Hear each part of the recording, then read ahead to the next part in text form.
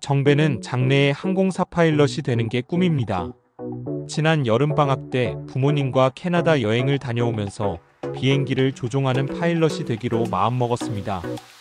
파일럿이 되기 위해서는 지금보다 더 열심히 공부를 해야겠다고 생각하고 공부를 하려고 합니다. 하지만 막상 책상에 앉으면 무엇부터 어떻게 해야 할지 막막해 답답해지기 시작합니다. 정배처럼 자신이 되고 싶은 장래의 꿈과 목표가 있는데도 공부가 잘 안 되는 이유는 무엇일까요? 문제는 계획 없는 것입니다. 계획 없이 하다 보니 막상 공부를 하려고 책상에 앉아도 실행이 안 되는 것이지요. 우리나라 초등학생의 93%, 중학생의 81%가 계획 없이 공부를 하고 있다고 합니다.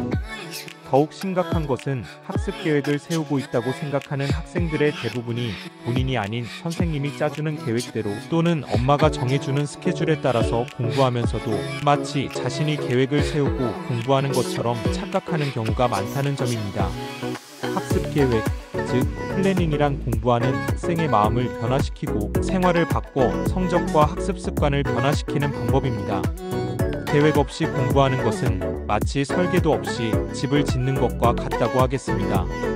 설계도 없이 집을 짓게 되면 굳이 안 해도 되는 일을 하게 되고 실수로 잘못했을 때 되돌리기가 어렵게 됩니다. 공부에 있어서 계획, 즉 플래닝을 해야 하는 이유는 인성과 학습이 동시에 관리되기 때문입니다. 계획, 즉 플래닝이 없으면 머리로 움직이게 되고 생각으로 행동하게 되고 급한 일에 쫓기어 중요한 일을 놓치게 되는 실수를 범하게 됩니다. 계획 즉 플래닝이 없으면 목표의식이 떨어지게 되고 따라서 집중력이 떨어지면서 자꾸 딴 생각이 들거나 잠이 오는 현상을 겪게 됩니다. 공부에 치명적이죠. 계획 즉 플래닝을 세우는 방법으로는 현재 보내고 있는 시간을 분석하고 무엇이 중요하고 먼저 해야 할 일인가를 결정하며 공부할 과목의 순서와 양을 구체적으로 정합니다. 또 공부할 시간의 양을 정합니다. 학교 생활 식사 수면 등 자신의 고정 시간을 표시하는 것입니다.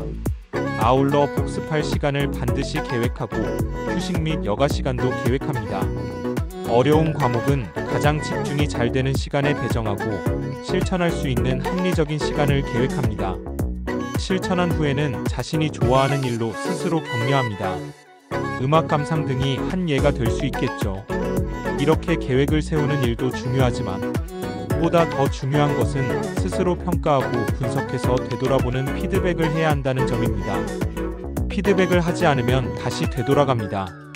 피드백을 함으로써 자신의 행동을 되돌아보고 실천의 방해 요인을 제거하며 적합한 분량을 계획하면서 목표량을 조금씩 높일 수 있게 됩니다.